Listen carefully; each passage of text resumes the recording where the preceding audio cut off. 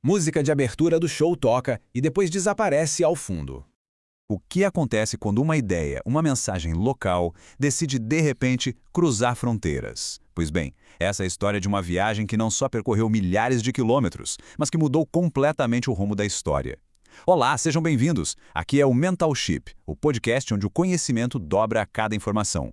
Este é o 17º episódio da nossa série de 24 que cobre a Bíblia, o Novo Testamento.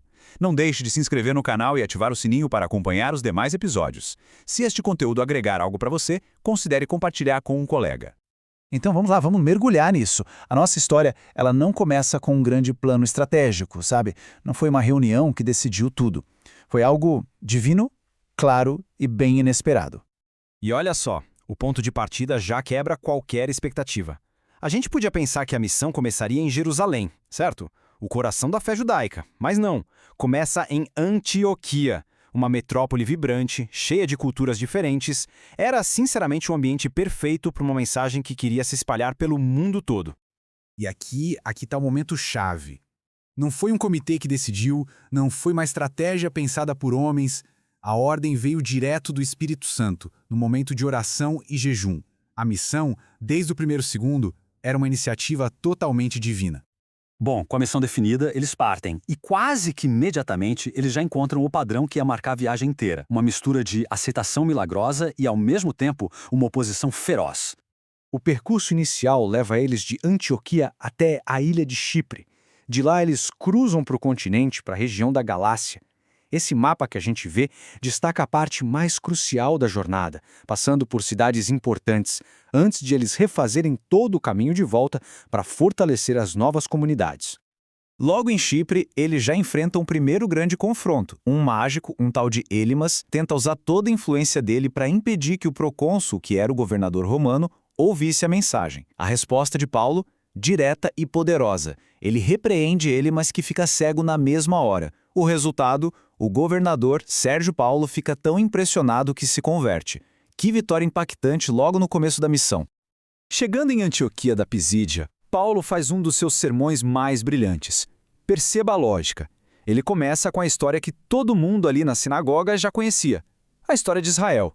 Ele vai traçando uma linha reta desde a escolha da nação, passa pelo rei Davi e chega em Jesus, conectando todos os pontos.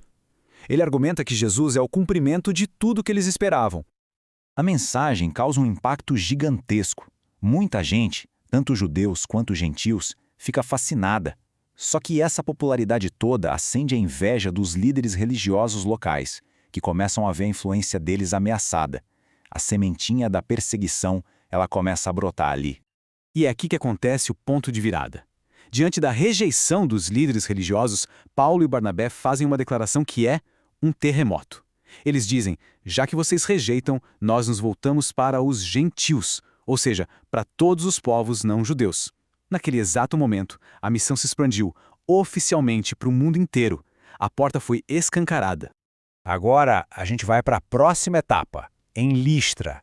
É aqui que a jornada atinge o seu ponto mais dramático. O perigo se torna quase fatal. A cena é quase de filme. Paulo fixa o olhar num homem, aleijado desde que nasceu.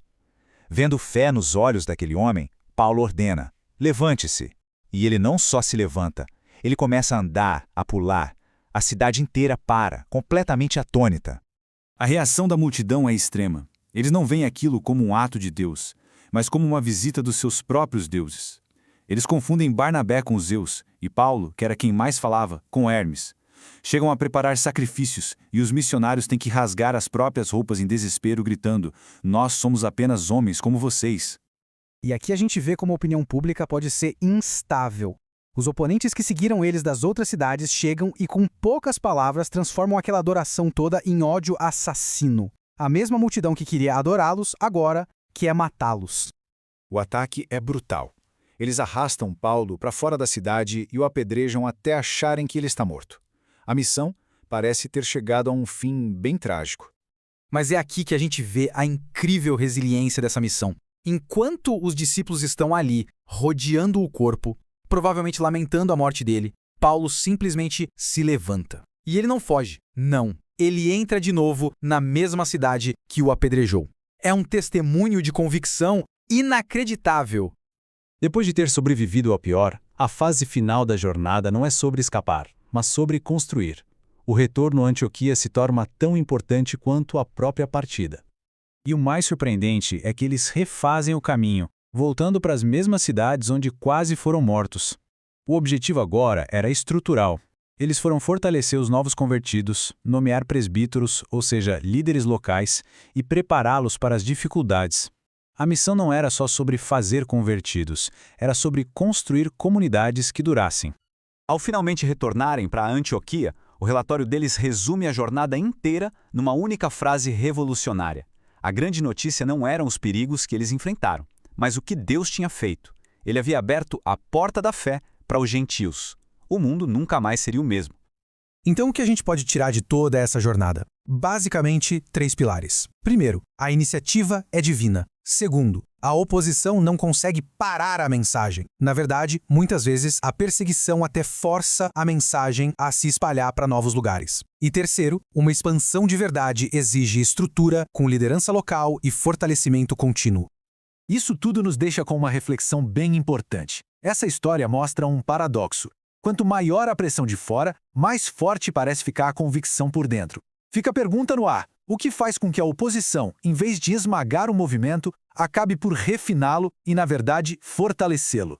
No próximo episódio, vamos acompanhar o Concílio de Jerusalém, um momento decisivo que define como judeus e gentios seriam integrados na mesma fé. Para aprofundar sua experiência, recomendo a leitura do capítulo correspondente. Nada substitui o contato direto com o texto bíblico. Mental Ship, onde o conhecimento dobra a cada informação.